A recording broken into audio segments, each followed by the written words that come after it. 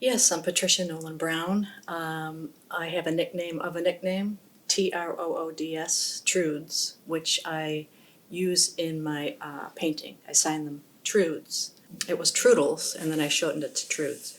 So everybody that I grew up with calls me Trudes, and now the art world's starting to call me Trudes, which is kind of cool. I got started painting very young. I was actually an art major in school as well, but I was always drawing, coloring. My dream job was to be a Disney animator as a little kid. So I always loved it. I got a lot of satisfaction from it. And I was always sort of tinkering with products and putting things together too as a kid. I thought it was very sculptural and art-like. And then, like I said, I was an art major in college. So I've been painting and drawing and doing art since a very young age. My process and my routine is I have about a 40-minute drive to the studios. And the difference between having a home studio and that commute is that I really enjoy trying to figure out what I'm going to paint. Instead of worrying about it the day before or whatever, I'm always struck by something I see either driving or something comes into my brain. And that's how I've sort of always worked. I'm not a big planner. Spontaneous is a good word for me because I think if I wait too long, something always interrupts or preempts me getting to it. And I think that's part of the process in my painting. You can tell that it's very spontaneous, but planned, you know. And I always challenge myself to finish it within a certain time, not to the exact date, time, minute, but that I don't spend too much time on it, and I know when it's done. Anything that I come in here and think of, I try to just get onto canvas. For instance, yesterday I did a red velvet cupcake, and then I did a sailboat scene. I've based a lot of them on travels that I've done in the last recent few years, which involves landscapes, scenery, interior of rooms. I use a lot of palette knife impasto painting, which is thick. I think it's an Italian word, thick paint, and it feels sculptural to me, and it's very intuitive. There's a richness to the impasto paint and a kind of a gloss, if you want it, without having to go back and coat and varnish everything.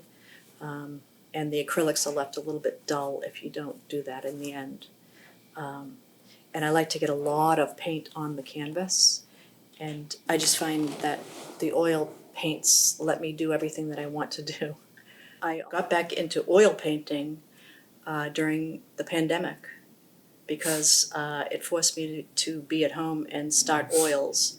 Prior to that, I was using acrylics, watercolor, gouache, different mediums, but I am never going back. I love the oils. I will dabble with acrylics once in a while. Not on the posters, they're great for the posters, but painting a scene, and it drives me crazy because I mix my color now on the canvas versus the palette. So I can't do that with acrylics.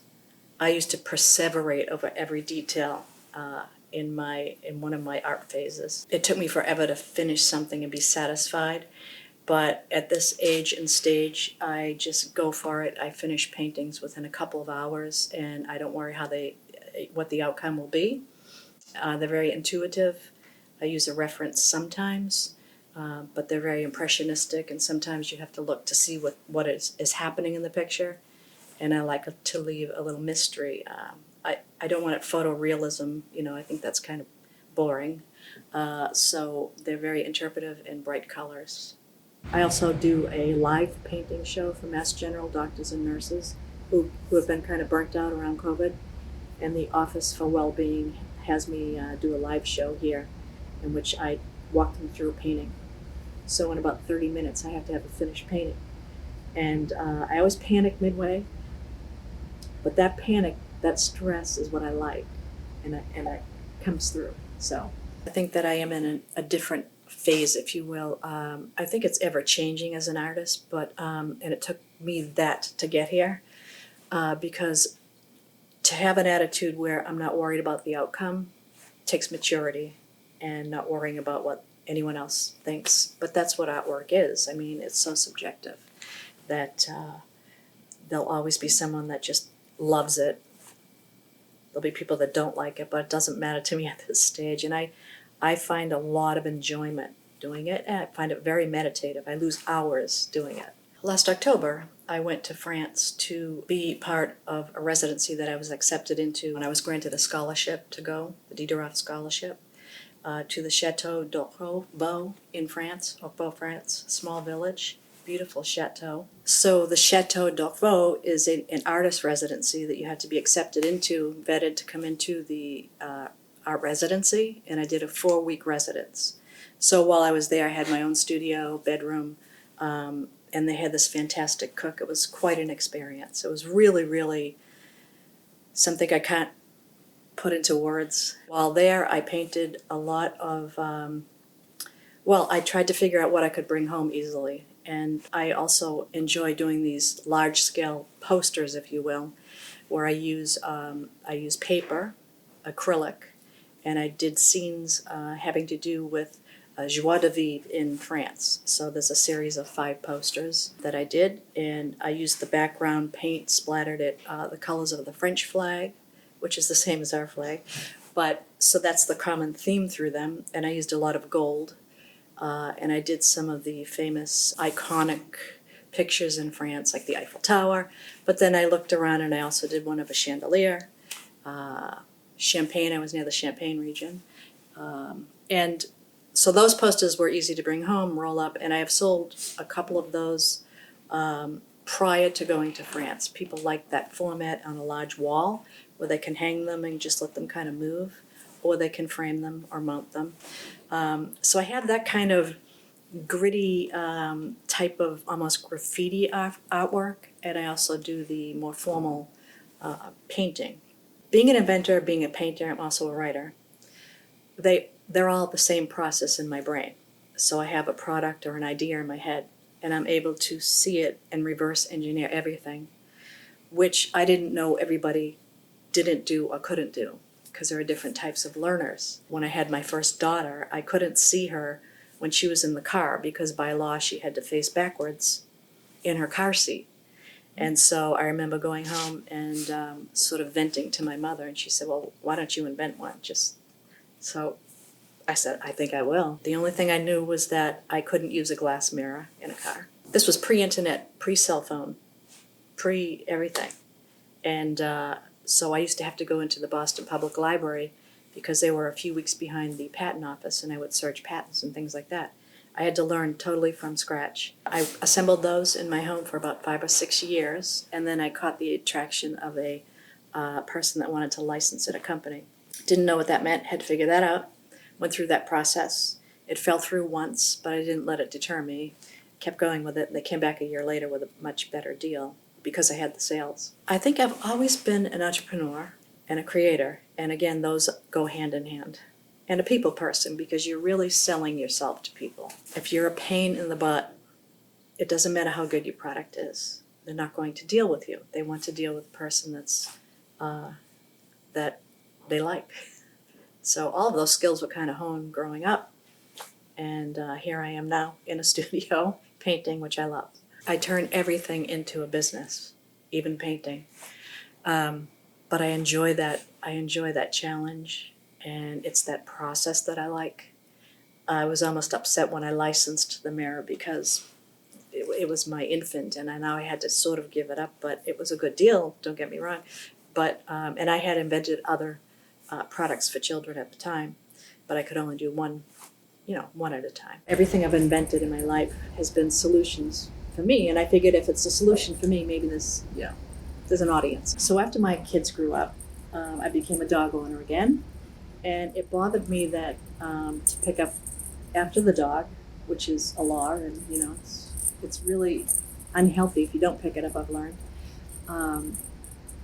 I couldn't stand trying to get the rolled bags separated, and then you still have to pick it up, and you have to tie a knot, both hands, tie a knot, and then carry that gross thing home. So I said, oh, there's a project for me. So that's what I did. I invented a new dog waste bag kit, fully patented, trademarked, all that good stuff. So it's this, and this big carabiner goes onto the dog leash, and then open it, and the invention really is in these sleeves, if you will.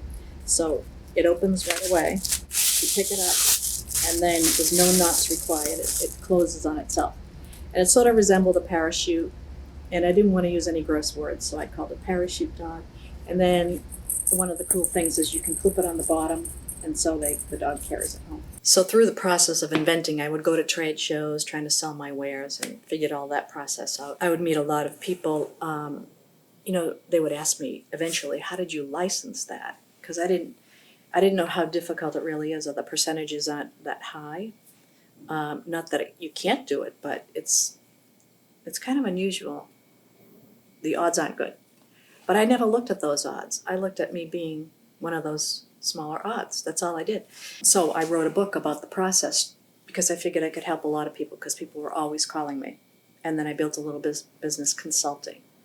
But the trouble with, let's say, the quirkiness of a lot of inventors is that you can coach them to do certain things, and they sort of just wanted me to do it. I'll pay you, I'll give you 60%, 40%, I'll take, and I don't want to do it. I don't want to go through it, but I could tell you how to do it or what to avoid. So I wrote a book, and that again was a process where I had to find an agent because I wanted to traditionally publish it. I went through like 20 of them. I didn't know what I was doing, and I was like, well, maybe I'll just self-publish, which I didn't really want to do. And I went to my local library, and I saw in the new book section this orange spine that stuck out, and it said how to get your book published. I pulled it out, looked at the author, and I contacted her. And she said, where have you been my whole life? I'm an inventor, and I'm an agent in New York, a book agent. So the book ended up going into an auction, and it's published with major publishing houses here and abroad. I take that book now and I go to inventor groups and internationally, locally, and I try to tell them to read that before they spend one penny anywhere, because I teach them how to patent something for under $100, how to trademark. Do all this yourself now. I've coached a lot of people from items, something we consider very simple, up to I've coached a team of doctors with the new medical devices, and it's all the same process. Now I would just like to mostly paint.